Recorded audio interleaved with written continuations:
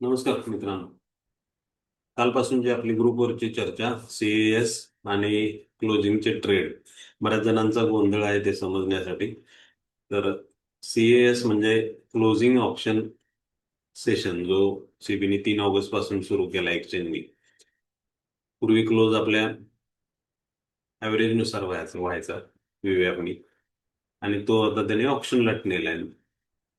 मीन time काय झालंय की 3 वाजून 5 मिनिटांनी रिटेलरचं ट्रेडिंग बंद केलंय आणि 3:15ला ऍक्च्युअल ट्रेडिंग थांबवलं जातं. 3:20 ते 3:40 हा पॅच ठेवला त्यांनी ऑप्शनसाठी. ह्या पॅच मध्ये सुरुवातीचे काही दिवस गोंधळ झाला समजणाऱ्यांना पण आता असं दिसते की बायरसाठी एक फार चांगली ऑपॉर्च्युनिटी क्रिएट झाली. कारण शेवटच्या त्या 20 मिनिटात डिरेक्शनल मार्केटमध्ये फार चांगले प्रीमियम स्पाइक होताना किंवा रन होताना दिसत आहेत. वन साइड मूव्ह मिळतात. गेली 10-15 दिवस माझं ऍक्च्युअल ट्रेडिंग सुरू होतं. रिझल्ट चांगले मिळतात म्हटल्यावर मी म्हटलं थोडं तुमच्याशी शेअर करावं.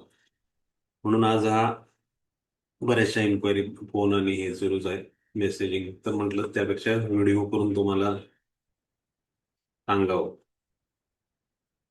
आज सेन्सेक्सची एक्सपायरी होती. 20-30 रुपयाचे प्रीमियम 450-500 रुपयाकडे बंद झाले.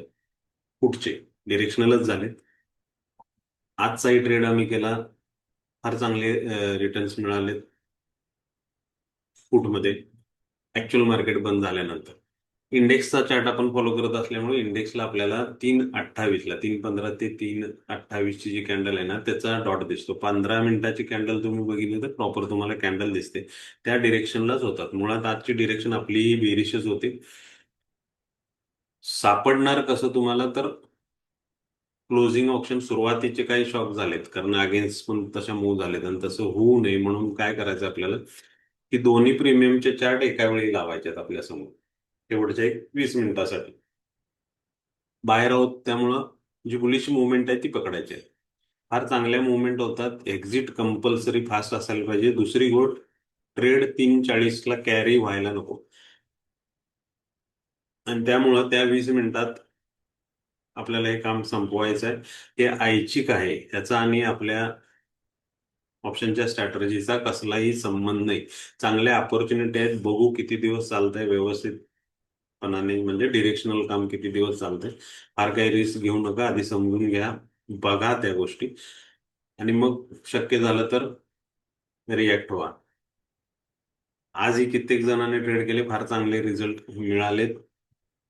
ज्यांना दिवसभर व्हॉल्यूमचा परेशानी होते, म्हणजे चांगल्या मूव्ह मिळत नाहीत असं वाटतं ना, तर शेवटची 20 मिनिटं फार चांगल्या मुवमेंट होतात. पण रिस्क फॅक्टरही त्याच्या बरोबरीने आहे. मी तुम्हाला चार्टवर दाखवतो करायचं काय आहे ते. इथं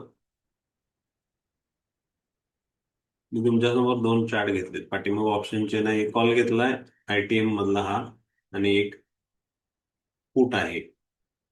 डिरेक्शन आज मार्केटची बेरिशच होती आपल्यासाठी. सकाळी पासून हे पुटचे आपले ट्रेड झालेतच ऑलरेडी.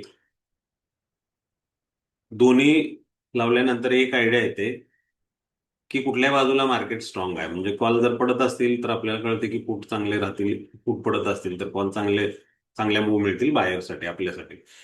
हे सकाळपासूनचे ट्रेड आपले झालेतच. ऑर्डर ब्लॉकचा ट्रेड कंटिन्यू झाला, हा होता, आणि मग हा क्लोजिंग सेशन.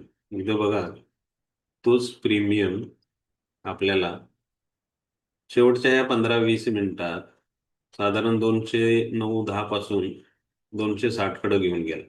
आणि ही जी मुवमेंट आहे ना, ही वन साइडेड होते. त्या ऑप्शनच्या ज्या मुवमेंट आहे ना आतापर्यंत बघितली की त्या वन साइडेड होतात. इथं टेन्शन राहत नाही की मार्केट अगेन्स्ट जाईल काय, असं अजून तरी तसं झालेलं नाही. तरीही आपल्याला स्टॉप लॉस लावूनच काम करायचं आहे. ईएमए ऍड करून ठेवा त्याच्यामध्ये, त्याचा स्टॉप लॉस वापरा, किंवा पुलबॅक शक्यतो आसपासचा असेल तर त्याचा बॉटम स्टॉप लॉस म्हणून वापरणं सगळ्यातच चांगलं. बुकिंग गरजेचं आहे. 3:40च्या पुढे जर तुमचा ट्रेड राहिला तर कॅरी फॉरवर्ड होईल. हे कंपल्सरी नॉर्मल किंवा डिलिव्हरी मधलेच ट्रेड होतात. इंट्राडे एमआयएसच्या ऑर्डर इथं ऍक्टिव्हेट होत नाहीत. त्यामुळे तुम्हाला तिथं काम करायला लागेल. आधी हे वॉच करा काही दिवस, स्वतः बघा. आहे तीच टाइम फ्रेम ठेवायचे, 5 मिनिटाचे दोन हे आपले स्ट्रॅटर्जीचे इंडिकेटर असतील तर अतिशय चांगला एक कॉन्फिडन्स बिल्ड होतो. हे गॅमलिंग म्हणून हाताळू नका. प्रॉपर ट्रेड आपले चाललेच. इथं ज्यांनी मिळवलेत चांगले पैसे त्यांना हे करायची काही गरज नाही. तरीही तुम्ही, हाही आपल्या मार्केटचाच एक भाग आहे. आपण विथ स्ट्रॅटर्जी काम करूया, त्याच्यामध्ये मोमेंटम यूज करा आणि लिक्विडिटीज आपल्याला मिळते जी तपासा.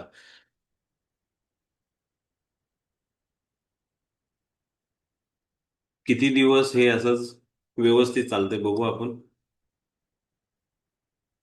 कमी क्वांटिटी करा, रिस्क कमी घ्या.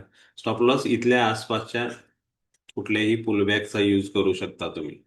3:15 नंतर, म्हणजे 3:15च्या आसपास जर तिथं असेल ना, तर ती कुठली लेवल आपल्याला वापरता येते, किंवा आपली मॅजिक लाईन EMA वापरा. करून बघा कमी लॉटमध्ये. पुढं आपल्याला समजेलच की काय रिझल्ट त्याचे येतात, कशी विनिंग रेट काय राहतो. आणि त्यानंतर बोलू आपण दररोज. ग्रुपवर रिप्लाय करा त्या गोष्टी. तर थँक्यू. गडबडीत केलाय व्हिडिओ, स्क्रिप्टेड नव्हतं. परत परत इन्क्वायरीज व्हायला लागली, प्रत्येक जण विचारायला लागलाय म्हणून एक समजावं सोप्या भाषेत म्हणून मी हा व्हिडिओ तयार केला, बाकी काही नाही. आभारी आहे.